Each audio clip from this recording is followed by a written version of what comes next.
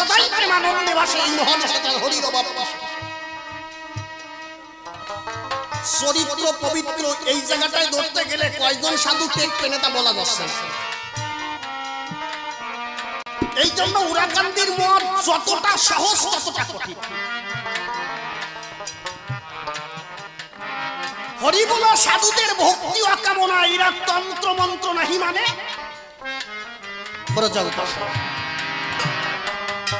এরা কোন তন্ত্রে মন্ত্রের দ্বারে যায় না। ওং ক্রিং কি জানো তাই না, ওং ক্রিং ব্রিং দিয়ে দিয়ে সোয়া টোয়া দেয়, এগুলো মতুয়ার বাজারে নাই।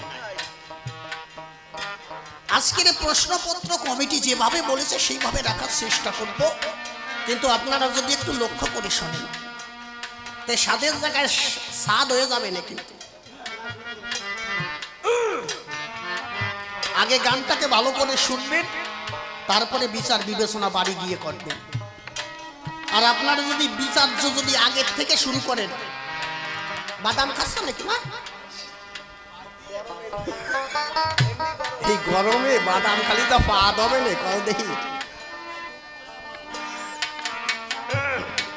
খাও, আগে বাদাম টাদাম খেয়ে নাও, পরে শুনিয়ে নে, আগে শেষ করো খাওয়া দাওয়া।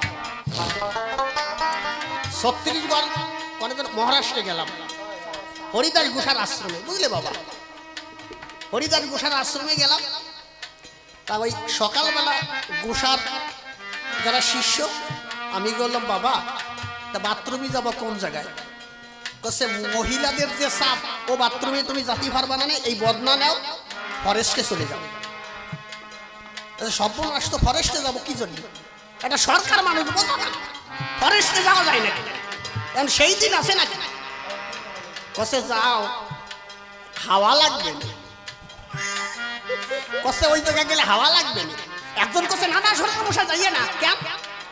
কসে তোমার কাছ থেকে গান শুনবো, তোমার ওই জায়গায় যে বিপদে ফেলবো না। কসে কেন? কসে এই মহারাষ্ট্রে 1 মাসের ভিতরে 7 জনের বাগেটা নিয়ে গেছে।